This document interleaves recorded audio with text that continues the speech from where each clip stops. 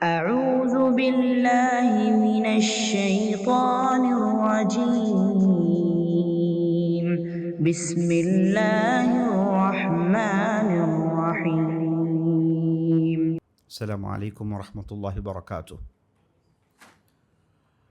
إن الحمد لله نحمده ونستعينه ونستغفره ونعوذ بالله من شرور أنفسنا ومن سيئات أعمالنا من يهده الله فلا مضل له ومن يضلل فلا هادي له وأشهد أن لا إله إلا الله وحده لا شريك له وأشهد أن محمدًا عبده ورسوله وبعد فقال الله تبارك وتعالى الذين إذا أصابتهم مصيبة قالوا إنا لله وإنا إليه راجعون وقال تبارك وتعالى واتقوا يوما ترجعون فيه إلى الله وقال تبارك وتعالى وإليه ترجع الأمور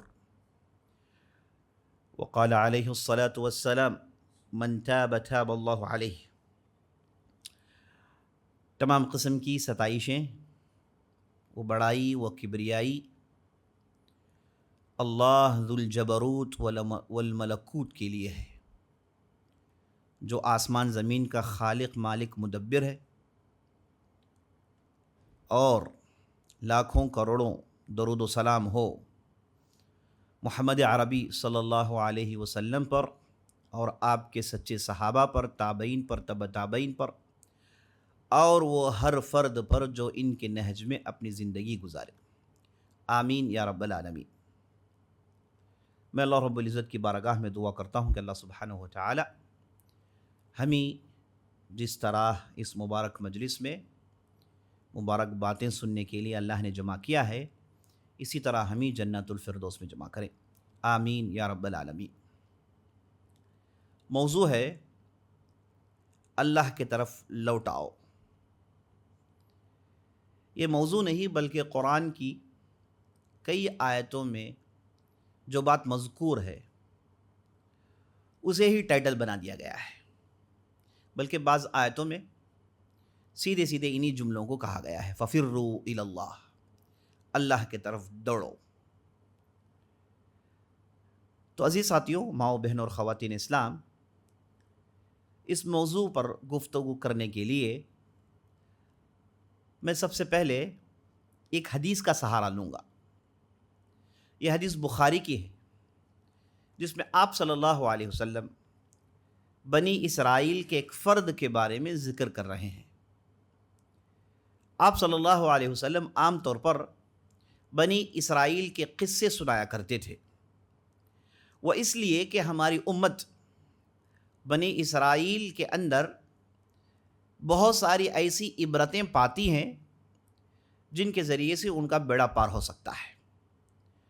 تو آپ صلی اللہ علیہ وسلم نے بنی اسرائیل سے ایک واقعہ بیان کیا. کہتے ہیں کہ ایک انسان صحرا میں سفر کر رہا تھا،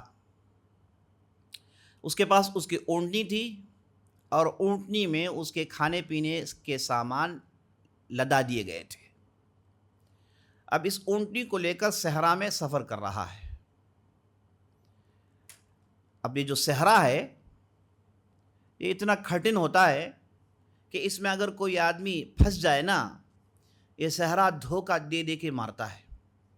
دور سے اسے پانی نظر آتا ہے، جب وہ قریب پہنچتا ہے تو معلوم ہوتا ہے کہ پانی نہیں بلکہ سراب ہے. پیاسا دوڑتا ہے، محنت کرتا ہے، آخرکار مر ہی جاتا ہے، کیونکہ یہاں اگر پانی نہ ہو تو زندگی سے بچنا، زندگی کا دوبارہ امید رکھنا ممکن نہیں ہوتا. تو نبی صلی اللہ علیہ وسلم کہتے ہیں کہ صاحب اپنی اونٹنی کے ساتھ پورے ساز و سامان کے ساتھ سفر کر رہے تھے، تو وہ تھک گئے تو ایک درخت کے پاس اپنی اس اونٹنی کو روکتے ہیں، اتر کر اس درخت کے پاس تھوڑی دیر کے لیے بیٹھ جاتے ہیں راحت حاصل کرنے کے لیے، اور وہ صاحب سو جاتے ہیں. جیسے ہی ان کی آنکھیں کھلتی ہیں تو یہ دیکھ رہے ہوتے ہیں کہ ان کی جو اونٹنی تھی جس میں ان کے کھانے پینے کے پورے سامان تھے، اچانک سے پورے کا پورا منظر غائب ہو گیا ہے.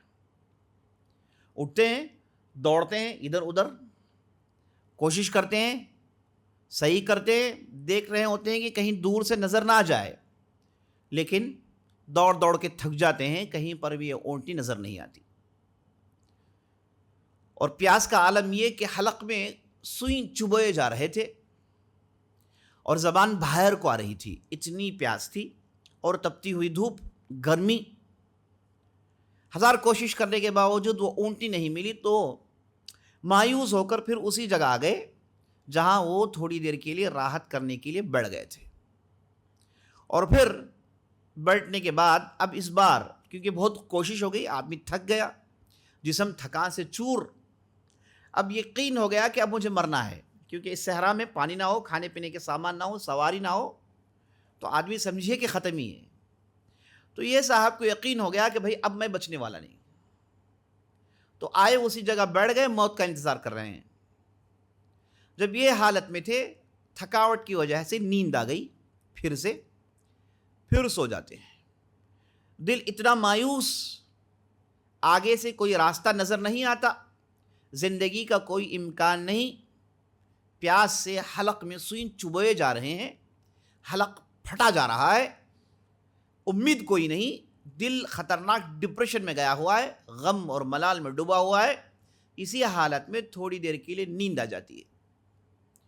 آدمی گہری نیند سونے کے بعد اچانک سے اس کی آنکھیں کھل جاتی ہیں، اور جیسی آنکھیں کھلتی ہیں تو اللہ کا کرنا دیکھیے، وہ پوری اونٹنی ساز و سامان کے ساتھ سامنے جلوہ افروز ہے، کھڑی ہوئی ہے.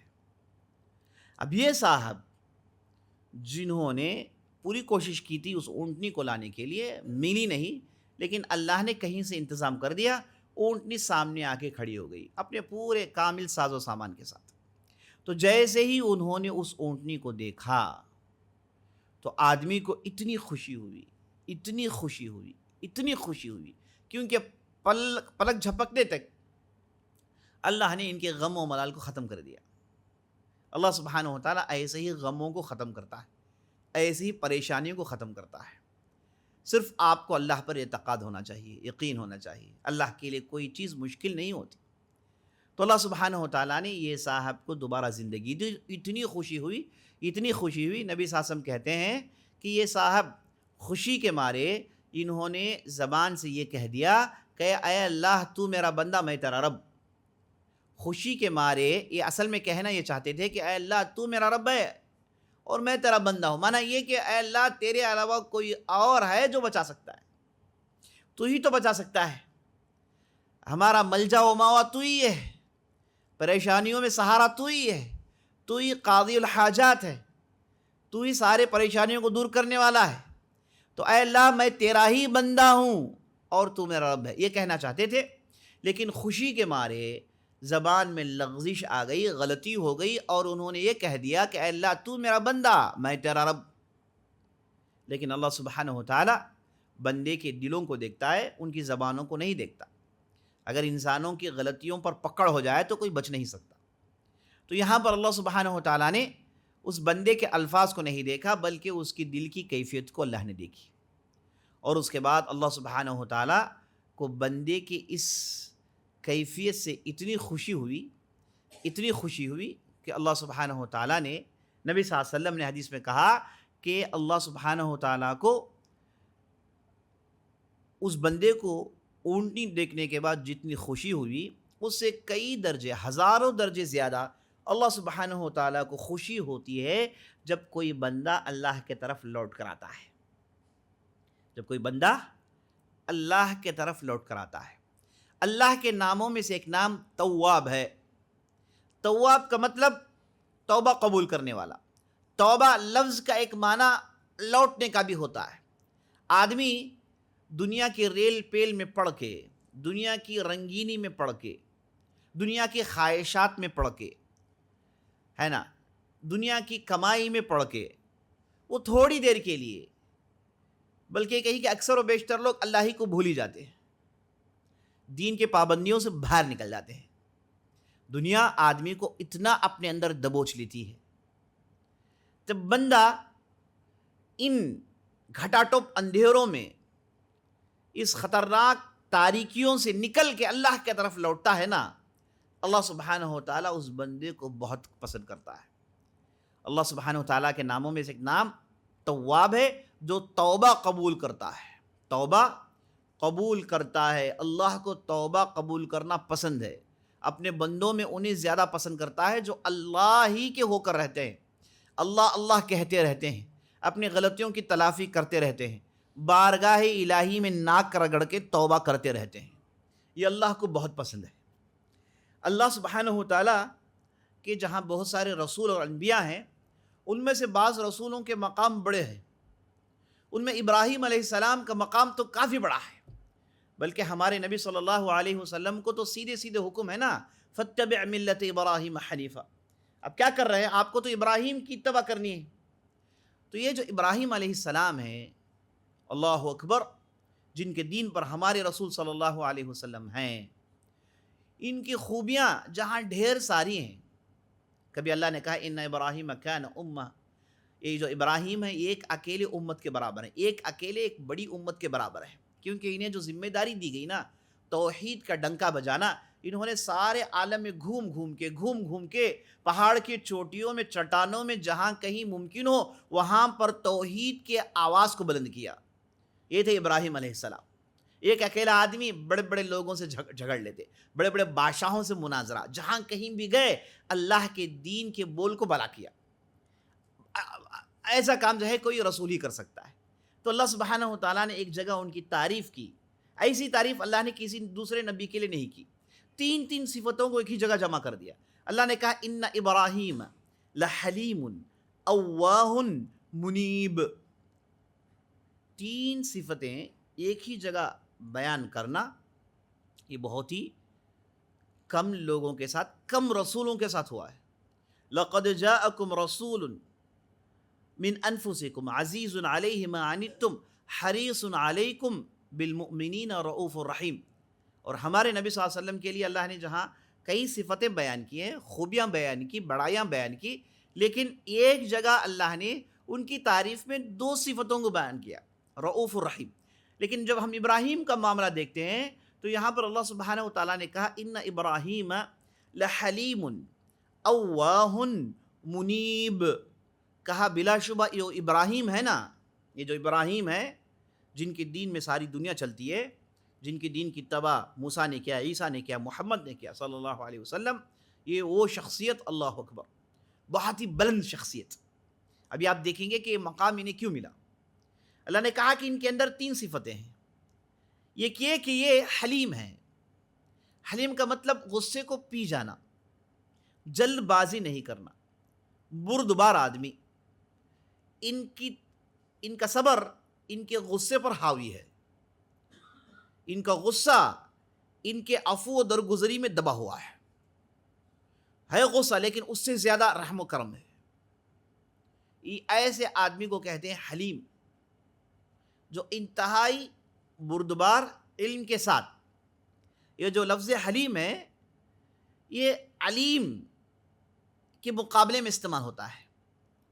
आदमी अगर इल्म नहीं रखता उसे भी जाहिल कहते हैं, एक आदमी जिसके पास हिल्म नहीं है उसे भी जाहिल कहते हैं।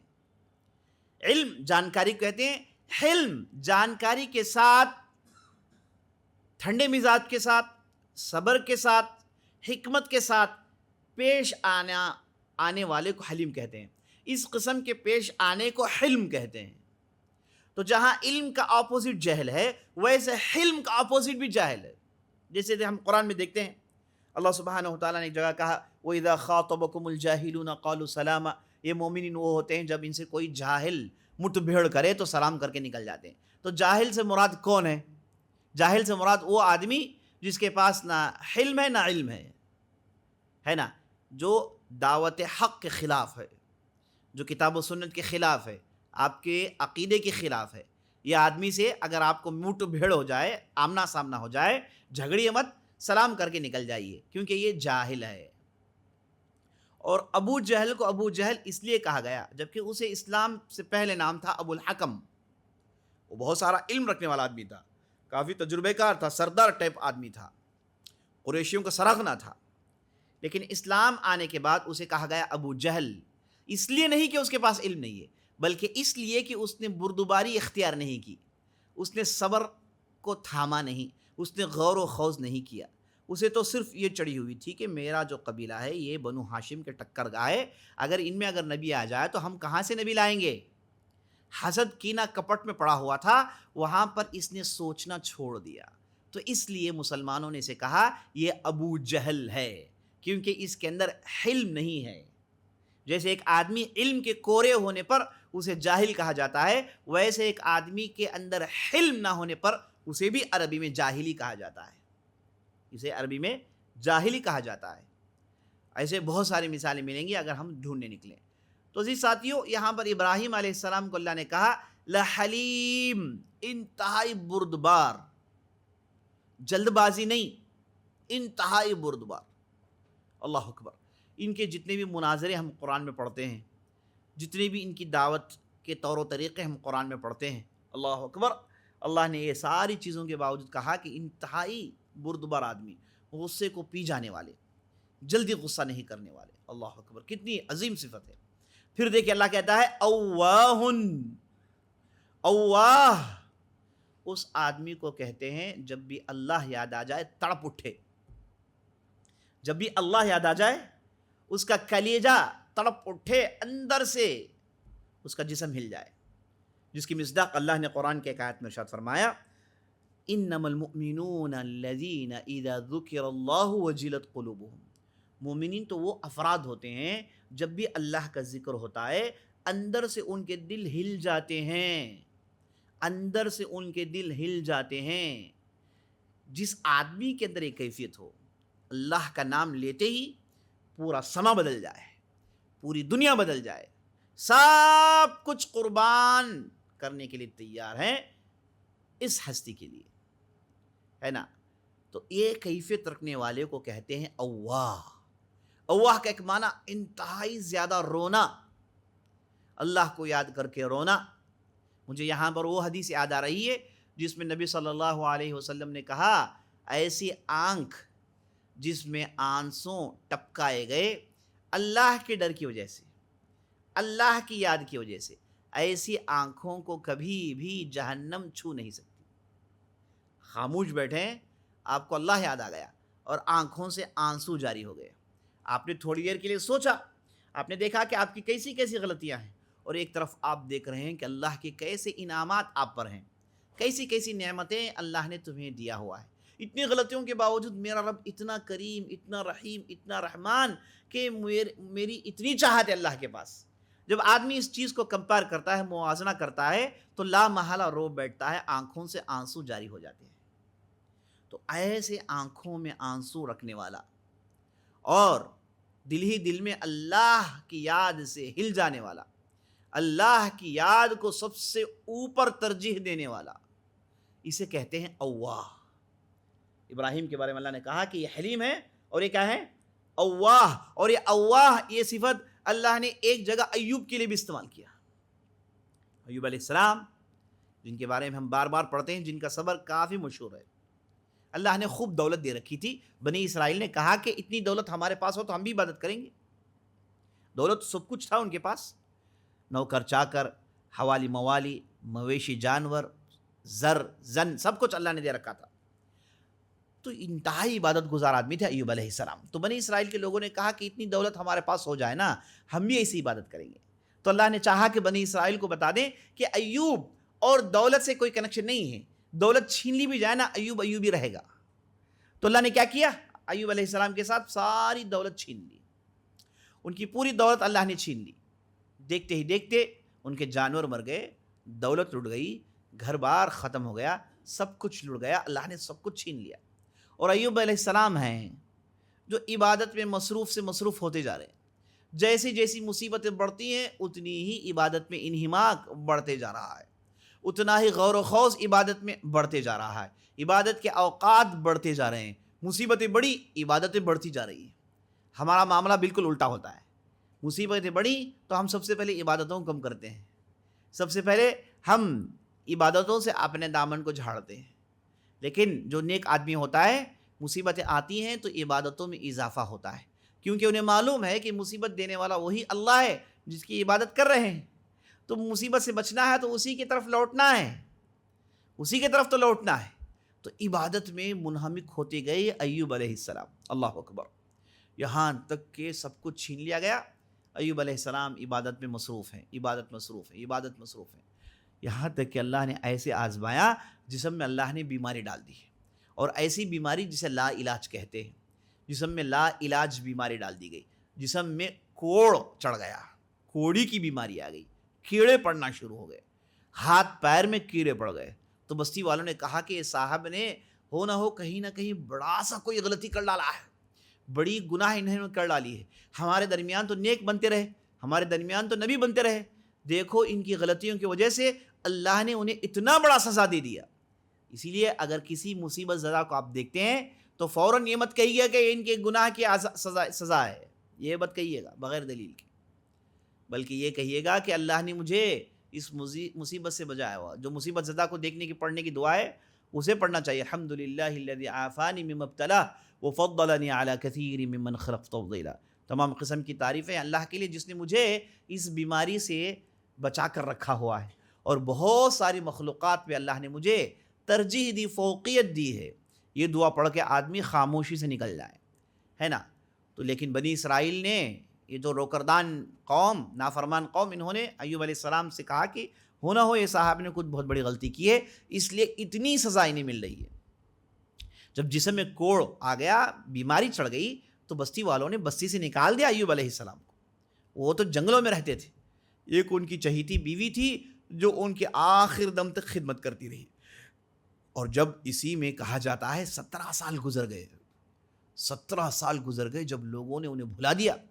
جنگل میں ایوب علیہ السلام پڑے ہوئے ہیں اور پورا جسم کیڑے میں پڑا ہوا. کہا جاتا ہے کہ سارے جسم کو کیڑے نے کھا لیا. ایوب ذکر کرتے ہوئے جا رہے، اور جب زبان میں کیڑے پڑنا شروع ہو گئے تو ایوب علیہ السلام نے کہا اے اللہ، اور بڑی پیاری دعا ہے قرآن میں. ایوب علیہ السلام کی جو دعا ہے بہت ہی پیاری ہے. انہوں نے نہیں کہا کہ اللہ تو دیکھ رہا ہے کہ میرے اندر بیماری ہے. اللہ نے کہا کہ ربی انی مسنی الضر وانت ارحم الراحمین. اللہ اکبر، کیا دعا ہے دیکھیے. کہا اے اللہ مجھے تکلیف آ گئی ہے اور تو انتہائی مہربان ہے. بس یہ نہیں کہا گیا اللہ تو نے میری دولت چھین لی، میرے بچے چھین لیے، میرے پیسے چھین لیے، زر زن سب کچھ چھین لیا. نہیں بھائی صاحب، وہ تو اللہ جانتا ہے. صرف یہ کہا انہوں نے کہ اے اللہ مجھے پریشانی آ گئی ہے. اور وہ اس وقت کہا جب ان کی زبان میں کیڑے چڑھ گئے اور وہ زبان چل نہیں پا رہی تھی. جو زبان اللہ کی ذکر میں ڈوبی بھیگی ہوئی تھی وہ زبان اب نہیں چل پا رہی تھی. تو یہاں پر ایوب علیہ السلام کو پریشانی ہوئی. تو ایوب علیہ السلام نے دعا کی کہ اے اللہ اب یہاں تک معاملہ پہنچ گیا ہے، اے اللہ یہاں تک معاملہ پہنچ گیا ہے کہ زبان سے میں تیری یاد بھی نہیں کر پا رہا ہوں، تیرے ذکر کو تازہ نہیں کر پا رہا ہوں. اے اللہ یہ مصیبت آ گئی ہے اور تو انتہائی رحمان رحیم ہے. بس اتنا کہنا تھا بس. اس کے بعد اللہ نے کہا قرآن میں کہ وَوَهَبْنَا لَهُ مِثْلَهُ مَعَهُ، ہم نے جو کچھ بھی ان سے لیا سب کچھ ہم نے دیا اور ساتھ دگنا دیا. 17 سال کے بعد ایوب علیہ السلام کو اللہ نے حکم دیا کہ آپ اپنے پیروں کو مارو، پیروں سے پانی کا فوارہ نکلے گا، اس میں نہا لینا. اور جب نہا رہے تھے تو آسمان سے اللہ نے سونے کی ٹڈیاں گرائیں، سونے کی ٹڈیاں گری، اور ایوب علیہ السلام واپس اپنے قوم کے درمیان آئے اسی حسین، اسی جمال کے ساتھ. اللہ اکبر. قوم والوں نے کہا کہ یہ کون ہے؟ ایوب نے کہا کہ میں ایوب ہوں، اللہ نے مجھے شفا دے دیا.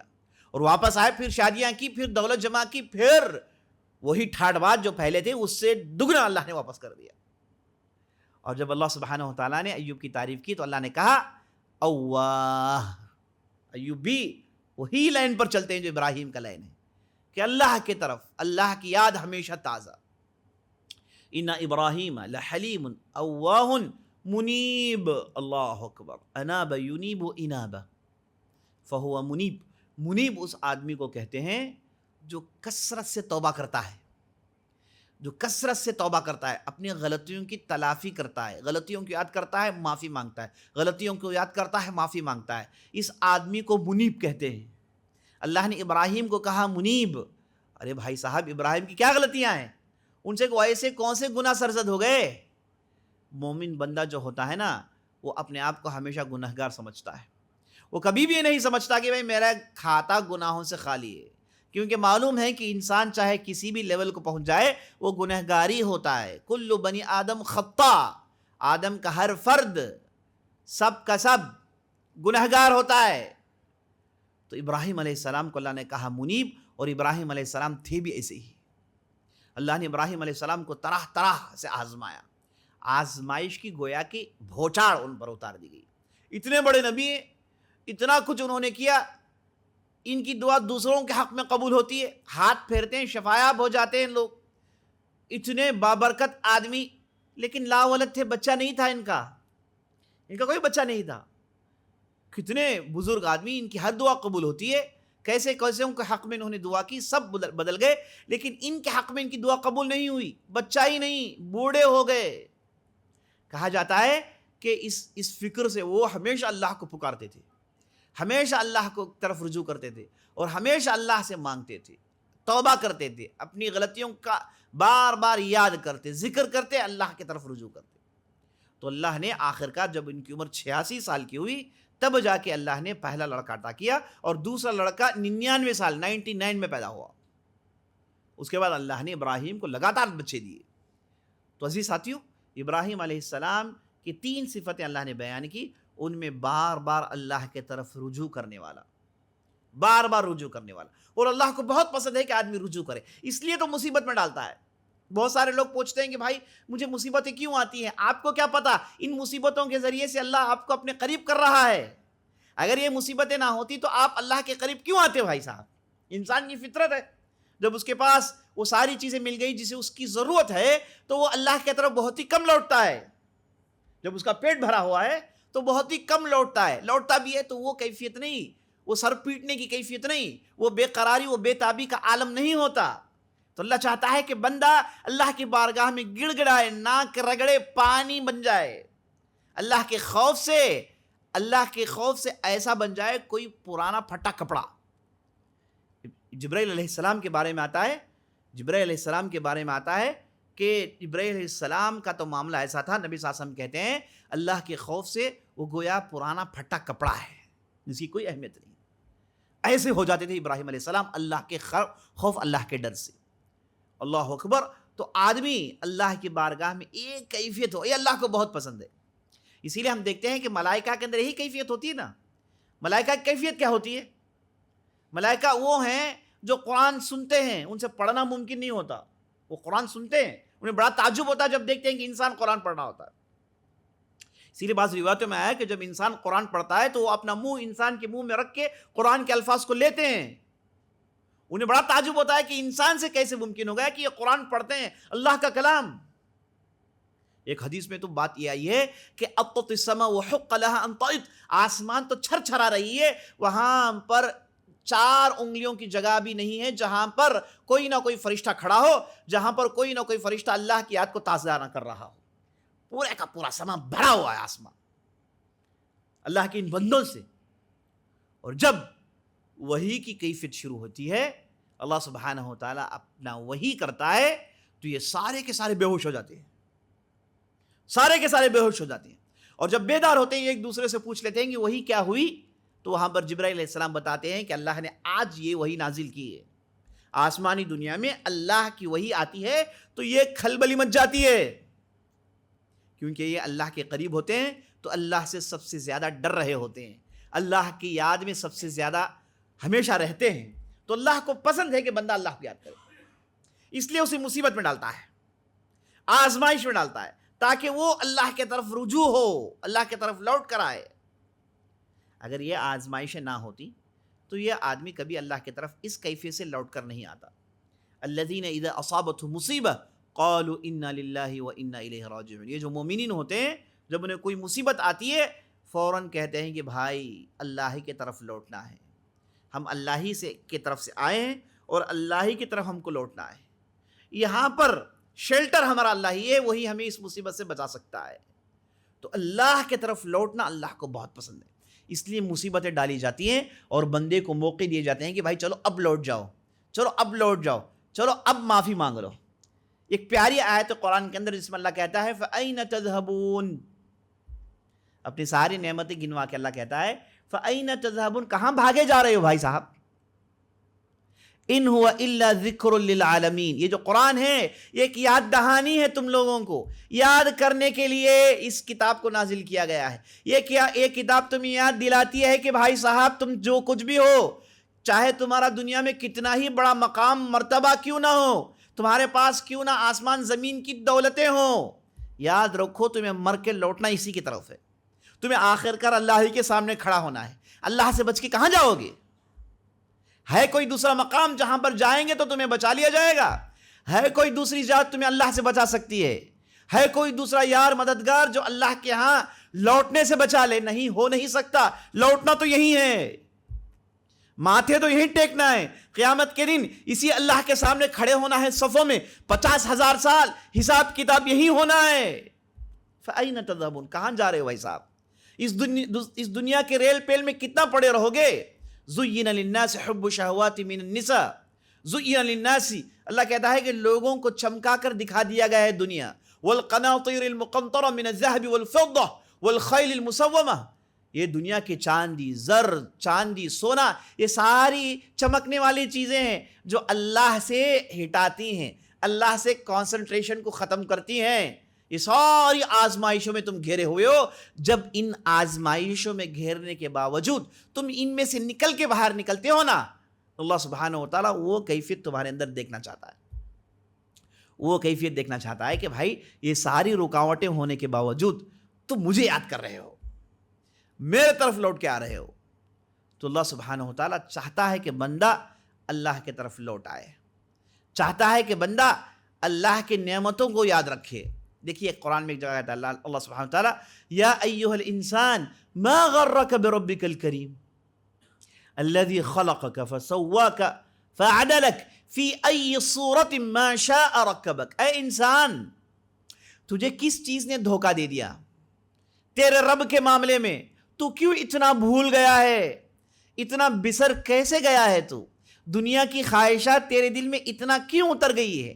58-54 دینار درہم تیرے دل و دماغ میں اتنے کیوں چڑھ گئے ہیں؟ کیوں تیرے رب کے تعلق سے دھوکے میں پڑا ہوا ہے؟ یہ جو تیرا رب ہے نا وہ کون ہے؟ الذی خلقک فسواک فعدلک, جس نے تجھے پیدا کیا اور جس نے تجھے خوبصورت بنایا اور تجھے ہائیلی بیلنسڈ بنایا اور تجھے وہ صورت عطا کی جسے اس نے چاہا. انسان کے چہرے کو اللہ نے بڑا بابرکت بنایا ہے, کیونکہ یہ جو چہرہ ہے اس کی ڈیزائننگ اللہ نے اپنے ہاتھوں سے کی ہے. اللہ نے 3 کام اپنے ہاتھوں سے کیے ہیں, بار بار ہم کہتے ہیں. اللہ نے تورات اپنے ہاتھوں سے لکھ کر دیا, اور اللہ نے جنت کے باغیچوں کو اپنے ہاتھوں سے سینچا, خوبصورت بنایا, اسے ڈیکوریٹ کیا, اور اسی طریقے سے اللہ نے اپنے ہاتھوں سے انسان کے چہرے کی انجینئرنگ کی. انسان کا چہرہ وہ واحد چہرہ ہے ساری دنیا میں جو سجدہ کر سکتا ہے. یہ جو رجوع کی کیفیت ہے وہ صرف اسی انسان کے چہرے میں ہے, اور اس کے چہرے میں, اس کے ماتھے میں رجوع کے علامات ڈالے جاتے ہیں, اور اس کے چہرے میں اللہ کے طرف رجوع ہونے کی کیفیت ثبت کر دی جاتی ہے جو کہ کسی دوسری مخلوق میں نہیں ہے. یہ چہرہ ہے جو اللہ کی طرف لوٹ سکتا ہے. اللہ نے انسان کو اسی ڈھب سے بنایا ہے, فی ای صورت ما شاء رکبک, اور جسے شکل اللہ دینا چاہا ویسے شکل کو اللہ نے دیا. اسی لیے جب ابلیس نے سجدہ نہیں کیا تو پتہ ہے اللہ نے ابلیس سے کیا کہا؟ کہا یا ابلیس ما منعک ان تسجد لما خلقت بیدی. اے ابلیس, تجھے کس چیز نے دھوکہ دے دیا؟ تو نے کیوں آدم کے سامنے سجدہ نہیں کیا جسے میں نے اپنے ہاتھوں سے بنایا؟ اللہ نے کیا کہا؟ میں نے اسے اپنے ہاتھوں سے بنایا, تو پھر تو اس کے سامنے سجدہ کیوں نہیں کرتا؟ تجھے کس چیز نے دھوکہ ڈال دیا؟ تو جی ساتھیوں, انسان کو اللہ نے قرآن میں بار بار پکارا, اور اللہ نے بار بار کہا کہ لوٹ آؤ. توبوا الی اللہ جمیعا ایھا المؤمنون لعلکم تفلحون. اے لوگو جو ایمان لائے ہو, اللہ کے طرف لوٹو اور توبہ کرو. اللہ کے طرف لوٹو اور توبہ کرو. اللہ سبحانہ و تعالیٰ تمہارے توبہ کو قبول کرتا ہے. اللہ سبحانہ و تعالیٰ معاف کرنا پسند کرتا ہے. بندہ اللہ سے ہمیشہ جڑا رہے. اور اسی لیے دیکھیے ہماری شریعت میں, ہمارے اس اسلام میں اللہ کی اس چاہت کو ڈیزائن کیا گیا ہے. یہ جو 5 وقت کی نماز آپ دیکھتے ہیں، دنیا میں کوئی قوم نہیں پڑھتی اتنی نمازیں، کسی قوم کے پاس اتنے وہ ریلیجیس ہو نہیں سکتے۔ مسلمان میں ارریلیجیس کا ہونا تصور ہی نہیں ہے، پورا مسلمان ریلیجیس ہے، کیونکہ وہ 5 وقت کی نماز پڑھتا ہے۔ یہ ایک دن میں 5 مرتبہ جو گاڈ کو یاد کرے وہ ریلیجیس نہیں تو پھر کیا ہے بھائی صاحب؟ 5 مرتبہ کرتا کہ نہیں کرتا ہے؟ 5 مرتبہ 5 وقت کی نماز پڑھتا ہے، یعنی اس کی زندگی کو اللہ نے ایسے بنا دیا کہ وہ بائی ڈیفالٹ اللہ کی طرف رجوع کرتا رہے۔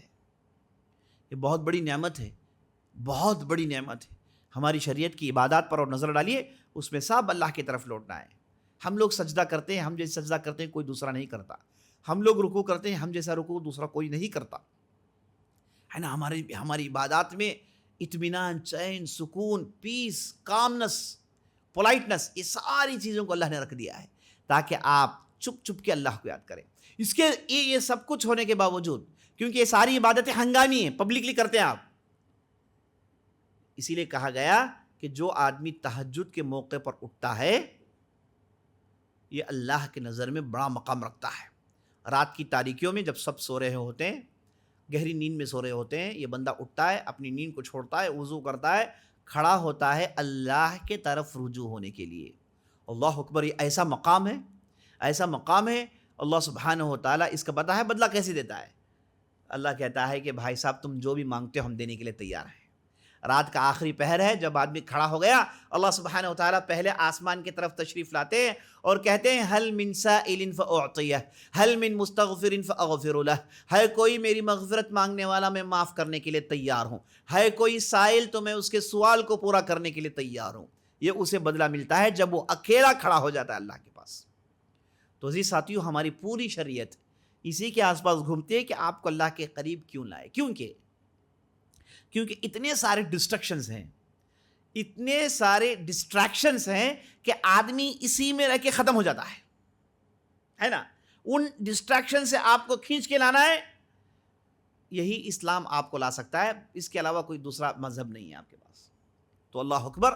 تو یہ ساتھیوں، ہم کتاب و سنت، دیکھیے یہ جو اللہ کے طرف رجوع کرنا ہے، یہ قرآن کی تقریباً آپ کہیے ہر جگہ اس کا تصور پایا جاتا ہے، اس کا آئیڈیا پایا جاتا ہے۔ کبھی اللہ کہتا ہے وَاتَّقُوا يَوْمًا تُرْجَعُونَ فِيهِ إِلَى اللَّهِ، اے لوگو اس دن سے ڈر جاؤ جب تم اللہ کی طرف لوٹ کر آؤ گے۔ وَتُوَفَّى كُلُّ نَفْسٍ بِمَا كَسَبَتْ، اور ہر نفس کو اس کا بدلہ دیا جائے گا۔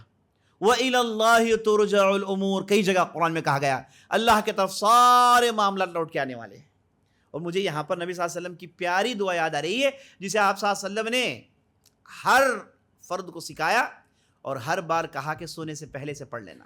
اللہم انی اسلمت وجہی الیک وفوضت امری الیک والجأت ظہری الیک لا ملجا ولا منجا منک الا الیک آمنت بکتابک الذی ارسلت وبنبیک الذی آمنت بکتابک الذی انزلت وبنبیک الذی ارسلت۔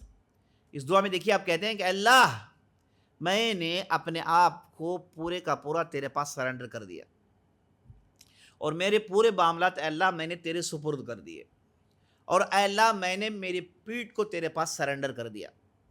اے اللہ مجھے پورا یقین ہے کہ مجھے اگر کوئی بچا سکتا ہے، مجھے اگر کوئی پناہ دے سکتا ہے، مجھے اگر کہیں شیلٹر مل سکتا ہے تو اے اللہ تیرے ہی پاس، لا ملجا ولا منجا منک الا الیک۔ اے اللہ اگر تجھی سے بچنا بھی ہے تو وہ تو ہی ہے۔ اگر اللہ کے عذاب سے بچنا ہے تو اللہ ہی ہے، اللہ کے غیظ و غضب سے بچنا ہے تو اللہ ہی کی طرف لوٹنا ہے۔ یہاں پر نبی صلی اللہ علیہ وسلم کی ایک دعا یاد آ رہی جس میں آپ صلی اللہ علیہ وسلم کہتے تھے اللہم انی اعوذ بک منک، اے اللہ میں تجھی سے پناہ مانگتا ہوں، یعنی تیرے غیظ و غضب سے پناہ مانگتا ہوں۔ تو عزیز ساتھیو، یہ جو رجوع ہونا ہے اللہ کی طرف، اسے اللہ سبحانہ و تعالیٰ ایک جگہ تو اللہ نے کہا ففروا الی اللہ، اے لوگو دوڑو اللہ کی طرف، وسارعوا الی مغفرۃ من ربکم وجنۃ عرضها السماوات، اللہ کہتا ہے کہ اے لوگو مقابلہ کرو، آپس میں مقابلہ کرو میری مغفرت حاصل کرنے کے لیے اور اس جنت کو حاصل کرنے کے لیے جس کی کشادگی آسمان زمین سے زیادہ ہے، جسے ہم نے متقین کے لیے تیار کیا ہوا ہے۔ اور متقین کون ہیں؟ جو غصے کو پیتے ہیں اور جب ان سے غلطی ہو جاتی ہے فوراً اللہ کی طرف رجوع کرتے ہیں۔ والذین اذا فعلوا فاحشۃ ذکروا اللہ واستغفروا لذنوبہم ولم یصروا علی ما فعلوا، اللہ کہتا ہے کہ جب ان سے غلطی ہو جائے اپنی غلطی پر اصرار نہیں کرتے، فوراً غلطی مانتے ہیں، اللہ کی طرف لوٹ کر آتے ہیں۔ یہ لوٹنا کب ہوتا ہے؟ جب آدمی سے غلطی ہو جائے، ہے نا، اگر اسے کوئی گناہ سرزد ہو جائے تو یہ دروازہ بڑا کھلا ہوا ہے کہ آپ واپس آ جا سکتے ہیں۔ بلکہ آپ کو واپس، یہاں تک کہ بعض روایتوں میں آیا ہوا ہے کہ نبی صلی اللہ علیہ وسلم کے پاس آخری زمانے میں لوگ آیا کرتے تھے، آ کر کہتے تھے کہ یا رسول اللہ مجھ سے فلاں غلطی ہو گئی۔ آپ صلی اللہ علیہ وسلم غلطی نہیں سنتے، کہتے کہ بھائی صاحب نماز ہمارے ساتھ نماز پڑھیے، کہا کہ چلو اللہ نے معاف کر دیا۔ یہ ایک صحابی نے آ کر کہ اللہ کے رسول میں نے فلاں غلطی کی، اس کے بعد میں نے توبہ کی، کیا اللہ میرے توبہ کو قبول کرے گا؟ نبی صلی اللہ علیہ وسلم نے کہا کہ ہاں قبول کرے گا۔ پھر کہتے ہیں کہ پھر وہی غلطی کرتا ہوں، پھر توبہ مانگتا ہوں، کیا اللہ توبہ قبول کرے گا؟ کہتے ہیں کہ کرے گا۔ پھر تیسری مرتبہ کہتے ہیں کہ اللہ کے رسول میں پھر اسی کی غلطی کرتا ہوں، پھر توبہ کرتا ہوں، کیا میرے توبہ کو قبول کیا جائے گا؟ نبی صلی اللہ علیہ وسلم کہتے ہیں کہ ہاں۔ چوتھی مرتبہ کہتے ہیں کہ اللہ کے رسول پھر تینوں مرتبہ توبہ کرنے کے بعد پھر مجھ سے وہی غلطی ہوئی، پھر میں توبہ کرتا ہوں، کیا میرے توبہ قبول کیا جائے؟ نبی صلی اللہ علیہ وسلم نے کہا ہاں۔ وہ صحابی کہتے ہیں ابو ہریرہ اگر وہ صاحب 100 مرتبہ بھی اسی سوال کو دہراتے رہتے، نبی صلی اللہ علیہ وسلم کا جواب وہی ہوتا، نبی صلی اللہ علیہ وسلم کا جواب وہی ہوتا، کیونکہ لوٹ کر آنے والا اللہ کے یہاں بڑا مقام رکھتا ہے، توبہ کر کے رجوع کرنے والا اللہ کی طرف بڑا مقام رکھتا ہے۔ تو عزیز ساتھیو، آج کے ہمارے اس مجلس میں تھوڑی دیر ہم نے اللہ کی باتوں کو سنا، ہم نے اپنے ایمان کو تر و تازہ کیا، یاد دہانی کی باتیں سنی، رجوع ہونے والی باتیں سنی۔ تو اللہ سے دعا کریے گا کہ اللہ سبحانہ و تعالی ہم اور آپ کو ابراہیم علیہ السلام کی ان صفات پر عمل کرنے کی توفیق بخشے، ہمارے اندر حلم، ہمارے اندر وہ اواہیت، ہمارے اندر وہ انابت ڈال دے، ہمارے اندر اللہ کی طرف رجوع ہونے کی وہ کیفیت ڈال دیں، ہمارے گناہوں کی تلافی مانگنے کی طاقت ہمارے اندر ڈال دیں، ہمیشہ اللہ ہی کے ہو کر رہیں، ہمیشہ اللہ کی چوکٹ ہی میں پڑے رہیں۔ اے اللہ ہمیں انہی لوگوں میں سے کر دے، آمین آمین یا رب العالمین۔ ھذا باللہ توفیق، وصلی اللہ علیہ نبینا محمد وعلی آلہ وصحبہ اجمعین۔ موضوع سے کوئی جڑی ہوئی باتیں تو پوچھ سکتے ہیں انشاءاللہ۔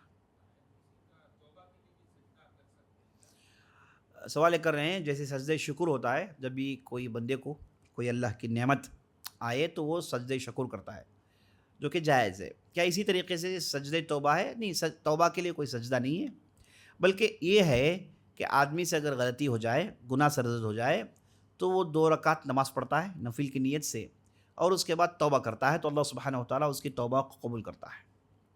تو یہ نماز ہے نا، نماز ہے جو 2 نفل نماز ہے جس میں آپ توبہ کرنے کی نیت کرتے ہیں، ہے نا، یہ ثابت ہے۔ لیکن صرف سجدہ توبہ کے لیے ایسا ثابت نہیں ہے، واللہ عالم۔ دعا میں نے جوڑ کے بتا دیا، اللہم انی اسلمت وجہی الیک، اے اللہ میں میرے چہرے کو تیرے سامنے تیرے حوالے کرتا ہوں، وفوضت امری الیک، اے اللہ میرے معاملات کو تیرے سپر کرتا ہوں، والجأت ظہری الیک، اے اللہ میں میرے پیٹھ کو تیرے طرف رکھ دیتا ہوں، ہے نا۔ اس کے بعد لا ملجا ولا منجا منک الا الیک، اے اللہ بچنا، شیلٹر حاصل کرنا، پناہ حاصل کرنا تجھ سے، وہ تو تیرے ہی طرف ہے، تیرے علاوہ کوئی اور طرف نہیں۔ پھر آپ کہتے ہیں آمنت بکتابک الذی انزلت، اے اللہ میں تیری کتاب پر ایمان لاتا ہوں جسے تو نے نازل کیا، وہ بھی نبیک الذی ارسلت، اور اس نبی پر ایمان لاتا ہوں جسے تو نے ہمارے طرف بھیجا۔ یہ ہے پورے دعا کا معنی جو آپ سونے سے پہلے پڑھتے ہیں۔ سونے سے پہلے بہت ساری دعائیں، ان میں سے ایک بہت اہم دعا ہے، واللہ اعلم۔ ٹھیک ہے، مجلس ختم کرتے ہیں، اللہ دعا کرتے ہیں ہم نے جو بھی کہا جو بھی سنا اس کے مطابق عمل کرنے کی توفیق بخشے۔ سبحان ربک رب العزۃ عما یصفون وسلام علی المرسلین والحمد للہ رب العالمین۔